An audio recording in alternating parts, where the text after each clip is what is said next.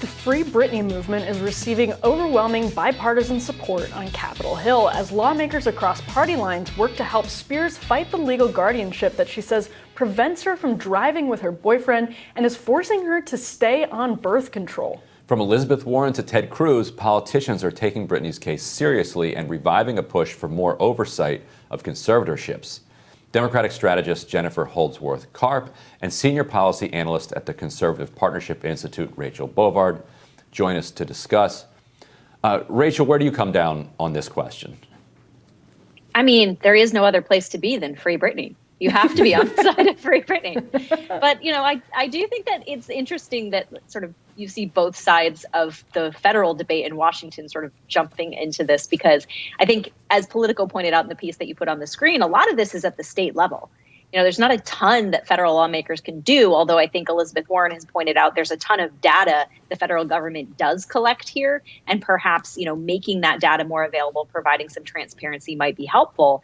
But at the end of the day, she's subject to California law, which I think is a mess of, you know, sort of opaque and outdated requirements. But I do think bringing attention to this will be helpful, because I think, you know, Britney's a proxy for how many, you know, thousands, potentially millions of Americans in the same situation. So this is obviously a pressing public policy issue that's now getting the attention it deserves. Absolutely. That's a perfect way to say it. And people who are in this situation now and could be in this situation in the future. So Jennifer, my question for you is, is the federal push here misguided? Should people turn their energy to the direction of the states?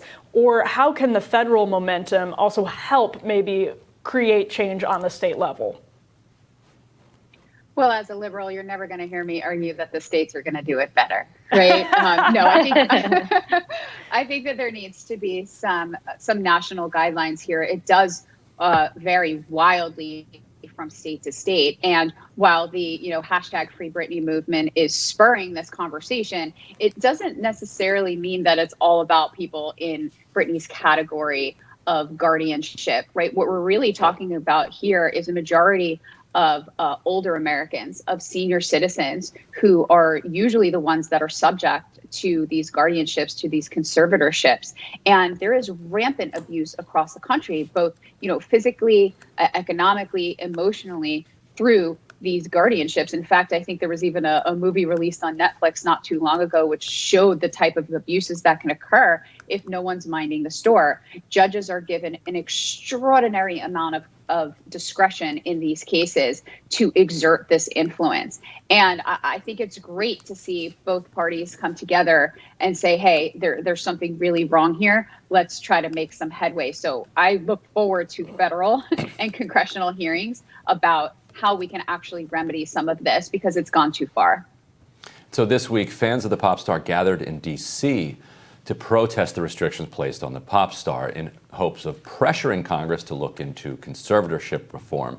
States still ultimately have primary control over their own conservatorship laws, which in California are outdated and opaque. Currently, California's two-track system creates one kind of conservatorship for people with a serious mental illness or substance use disorder, while a separate route is typically reserved for people with a developmental disability, dementia, or other organic brain disorders. Rachel, can you explain to people how it is that the judge could have come to the decision that the judge came to, that despite all of this outrage and despite the evidence from Britney herself, just the fact that she was able to speak so cogently on her own behalf, right, that this decision was still made to keep this conservatorship in place?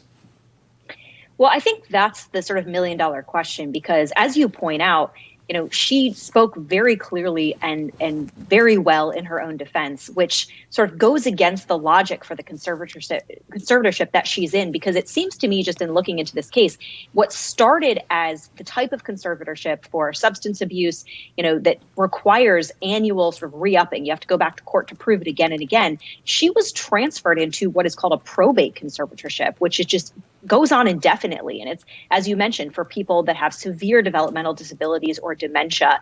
And yet here she was, again, speaking for herself very clearly, very obviously had a tremendous grasp of the situation, didn't seem to meet the categorical requirements for the legal situation that she finds herself in, which, opens up this whole other conversation of, is this just a rampant abuse of the law? right, for people who are trying to make money off of this situation to advantage themselves off of this situation, which I think is the whole policy problem that we're dealing with here, right? Is this situation and scenario ripe for abuse? And I would say, if you're just looking at the case of Britney Spears, the answer is affirmatively yes. And so that's what I think people have to get to the bottom of now.